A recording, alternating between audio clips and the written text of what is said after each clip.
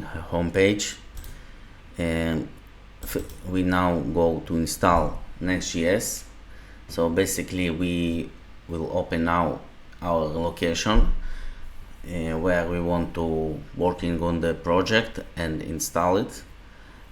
So after we open the location, we go and open the CMD in this location, or in my case it's a Git bash terminal. So after it I will go to the Next.js documentation and copy the command and paste it on my terminal and click enter. After it I name my project Binance home page and click enter.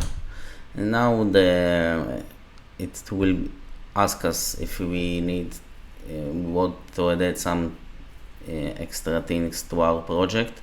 For TypeScript I not use it, so I press no.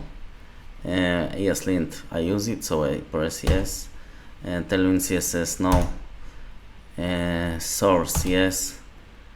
Use app router yes. Alias no. So and now we will wait. So as you can see, we get a success, created a Binance homepage in this location.